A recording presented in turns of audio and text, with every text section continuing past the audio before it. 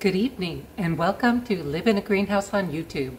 If you're new here, this channel is about my journey to design, build, and then live in the first greenhouse enclosed tiny home in the United States. Here in the Pacific Northwest of the United States, it rains a lot. So the main reason I wanted the house inside the greenhouse rather than just an attached greenhouse or sunroom is because not having to worry about rain coming in, I could have the doors and windows open much of the year. And I really want to have the doors open without the visual barrier from screens. But unfortunately, that means sometimes nature's going to come in the house. But I've been okay with that. Except for last night, I had a rather unpleasant surprise. So if you enjoy this content, please like and subscribe so YouTube will show it to more viewers, and come along today as I pick away at some projects and have a close encounter of a critter kind.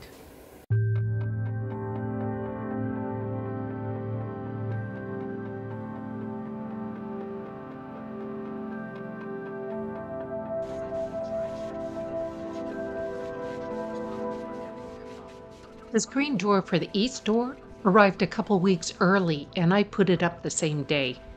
This should keep the deer and other critters out from this side.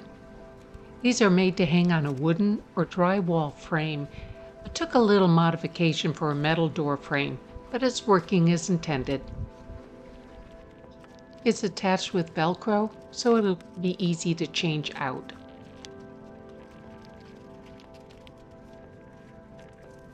Only drawback is the weave isn't large enough to get the amount of airflow I'd like, which means I'll have to move air intake up on the priorities list.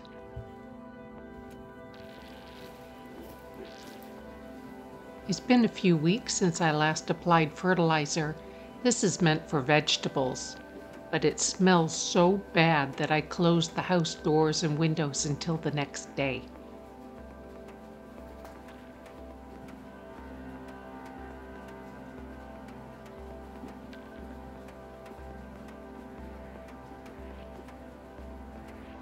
These curtains provide shade from the intense setting sun that should hang at the 12-foot purlin. They've been temped in while I figured out how I wanted to attach a curtain rod. I'm afraid of heights, so had kind of been waiting for Matt to come hang it. Last week I'd tried to attach the brackets directly to the purlin, but they don't quite fit. So I pulled some metal out of the bone pile that I'll attach to the purlin and then attach the bracket to this metal.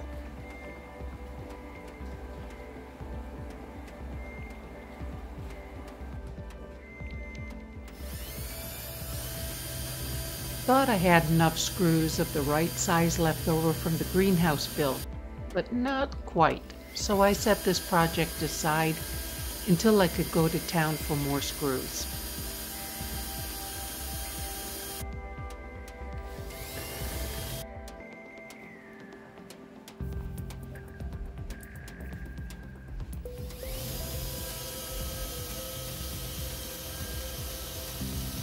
It's hardly rained for 2.5 months, and it probably won't rain more than a few inches for the next 2 to 3 months, so I've given up on filling the pool until the fall, and I'm using the water in the pool to irrigate the garden. There's about a foot of water left before I'll have to turn to the rain tanks, where there's about 4,400 gallons left.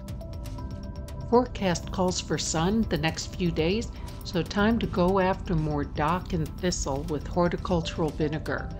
For those not familiar with horticultural vinegar, it's actually just vinegar, but where cooking vinegar is 5% acidity, horticultural strength is about 30%, and I'm using 45% acidity. That makes it a natural herbicide. I'm careful to not get it on plants I want to keep, but it works great on dock, several kinds of thistles, and Himalayan blackberries.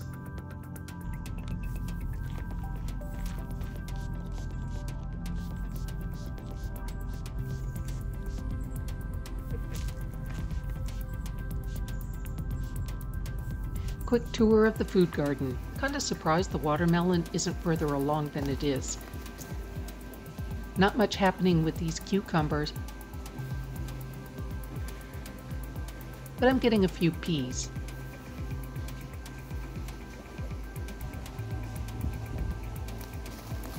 The spinach is bolting, as expected.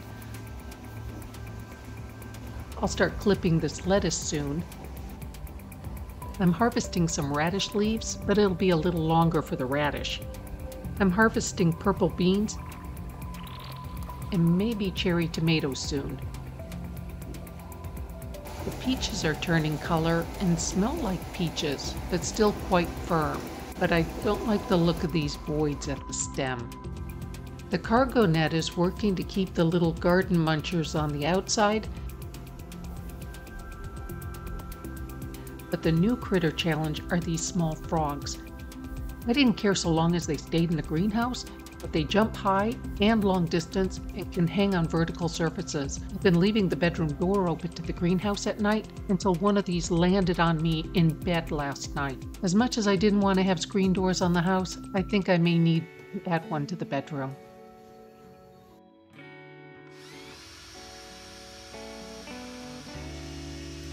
I'm a heat wimp, but when I got back from the hardware on the mainland, it was uncomfortably hot.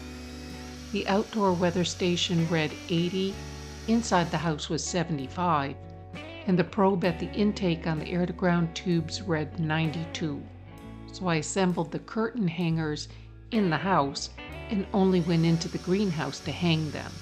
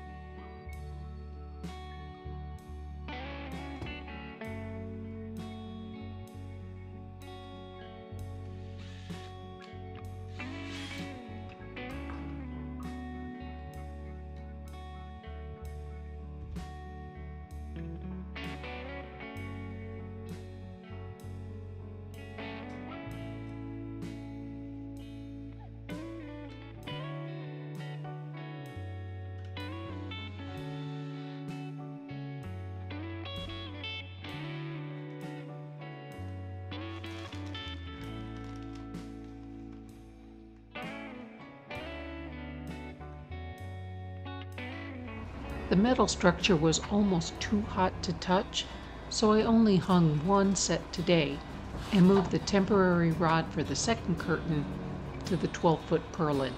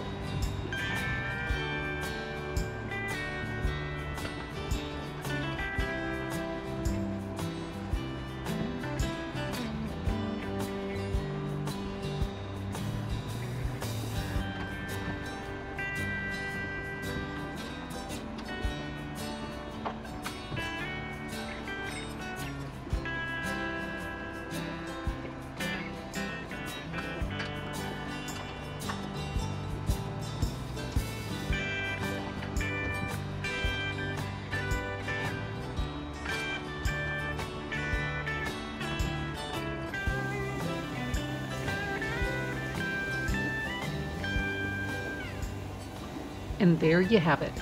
One curtain now slides freely to cover the entire space, and the other curtain's sides are held in place with magnets. I'll hang the second set of brackets another day when it's cooler. Thank you for watching. Please like, subscribe, and share with your friends.